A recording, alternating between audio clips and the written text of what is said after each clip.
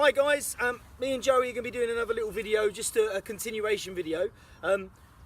He's watching me because I've got his toy.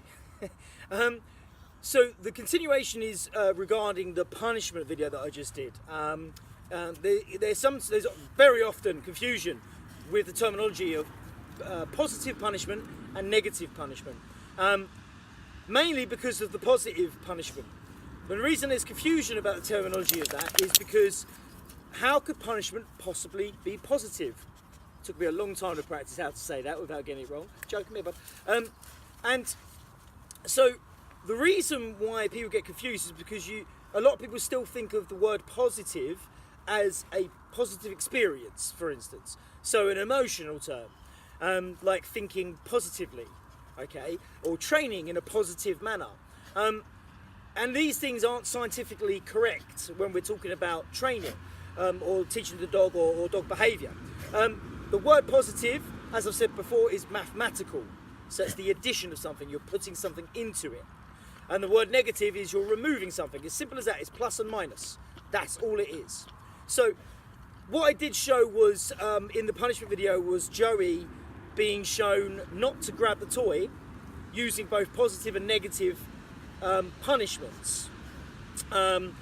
And we can have a little look at the negative punishment in a second. So I'm going to demonstrate positive punishment first, okay, with the use of my voice. And then I'm going to demonstrate negative punishment and then explain to you why negative punishment could also be negative reinforcement if you kind of overthink it a bit. Okay, guys? Right, so positive punishment first.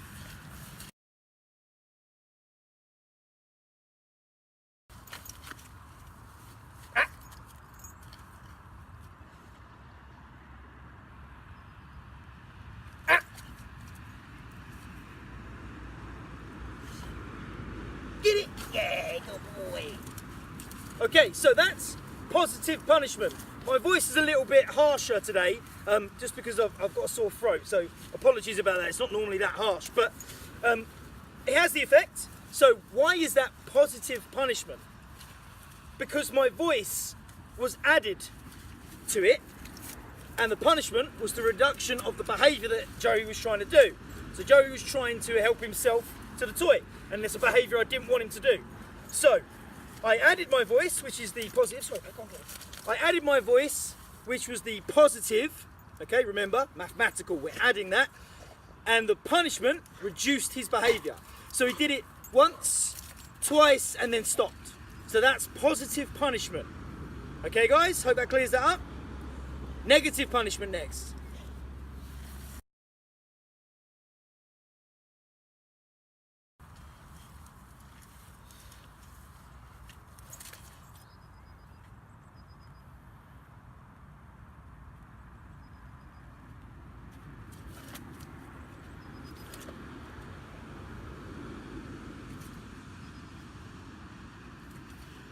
Get it?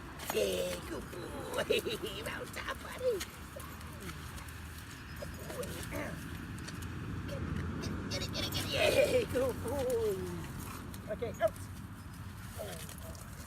Okay, so that's negative punishment. I removed the toy. Okay, so negative. Remove the toy in order to stop the behaviour of him trying to help himself to it again, okay? So that's what negative is. I've removed it and then the behaviour reduces, so that's a negative punishment. So notice that this punishment doesn't involve me being really hard on him. If anyone knows Joey, who's destroying the toy, I'll get that in a second. If anyone knows Joey, you know he's really high drive, okay? So most people with a dog like him, or some trainers that go old school, they'd be using water bottles, they'd be screaming at the dog, maybe even hit the dog with the toy or something along them lines to stop him from doing it. I'm not doing any of that, but I'm still punishing him. It's not a bad thing. There's nothing wrong with punishing the dog. Now, obviously, different dogs, different ways, okay? So that works with Joey.